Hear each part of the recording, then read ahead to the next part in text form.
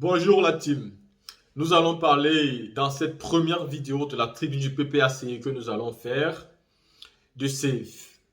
SAFE qui sont les sentinelles du président Laurent Gbagbo, ceux-là qui seront là pour surveiller les élections et pour éviter la fraude. Dans la vidéo du ministre Kone Katina que je vais vous montrer, vous allez vous-même écouter ce qu'il est en train de dire. Pourquoi SAFE que le président Laurent Gbagbo a pensé, a mis en place pour éviter la fraude, fait tellement peur au RHDP. Aujourd'hui, le RHDP estime que le PPACI veut apporter encore le désordre, la guerre, les crises. Mais je repose encore une question. Pourquoi celui qui crée un élément pour éviter la fraude est considéré comme celui qui veut apporter la fraude? On dit en Côte d'Ivoire, quand il y a les élections, il y a toujours de la fraude, il y a toujours de la triche, il y a toujours des contestations, il y a toujours un parti qui n'accepte pas avoir perdu ou avoir gagné.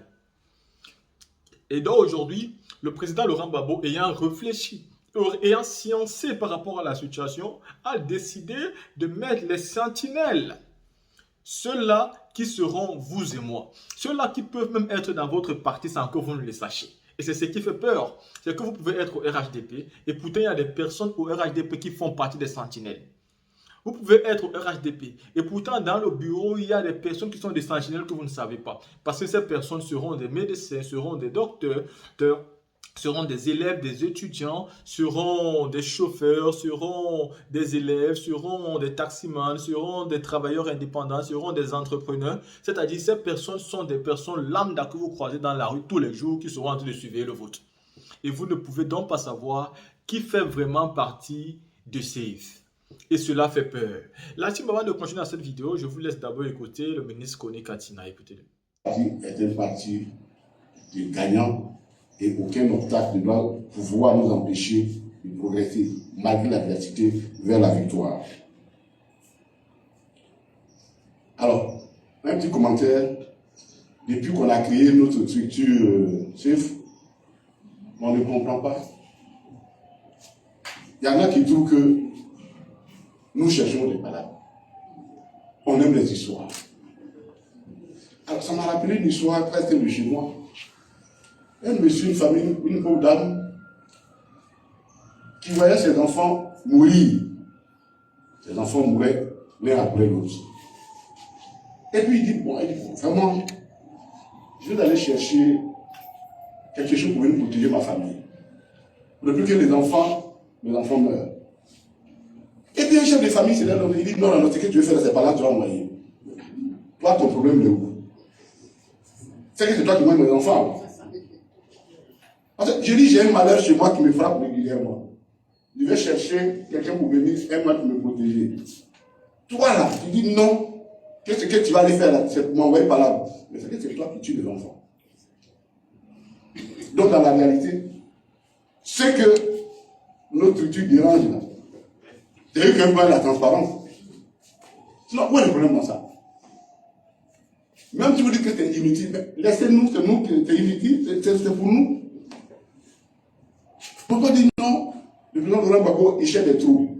Mais pourquoi? Parce qu'il a créé une structure contre la fraude. Mais il n'y a pas de fraude. La structure elle-même va mourir de sa propre mort.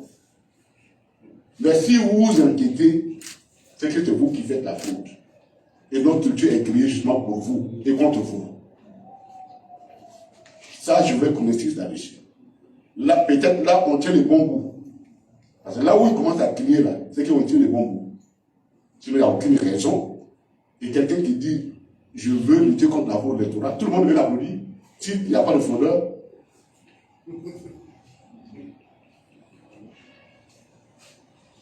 Alors, pour parler justement de la transparence des élections, nous voulons rappeler que bien qu'admis au sein de la CEI, notre représentant n'a pas rang de vice-président.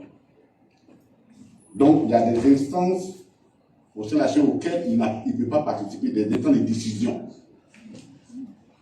Nous sommes quand même la troisième force politique. Et il y a 4 vice-présidents. Est-ce que les êtres du point de vue d'ordre moral, est-ce que cela est acceptable? Donc, sur cette question-là, nous avons déjà dit que nous continuons de croire qu'un arrangement politique va être trouvé pour corriger cette injustice-là. Et nous appelons et nous interpellons le gouvernement sur la question. Parce qu'il faut éviter tout ce qui est de nature à créer des frustrations et des incompréhensions de façon inutile. On est déjà admis, mais on est quand même, on ne va pas dire qu'à la CEI, le RACP a rendu vice-président. Le PDCI a son rang de président. Et puis nous, avec les cadres là, nous on n'a pas de place dedans. Il y a un problème. C'est d'autant plus important que aujourd'hui on voit une sorte de nouveaux rapprochements qui se font et qui déséquilibrent absolument la CEI au profit donc du pouvoir en place. Ah oui, mais puisque le représentant de notre ancien FPI est là, aujourd'hui son parti s'est rapproché du RHDP, ça veut dire que dans la réalité, voilà, parce que quoi qu'on dise, il ne faut pas nous laisser abuser. Quand les gens disent non, quand vous êtes arrivé à la CEI, vous n'êtes plus, comment on appelle, les partis politiques. Mais si c'est ça, pour chercher les représentants des partis politiques. On n'a pas besoin de représentants des partis politiques.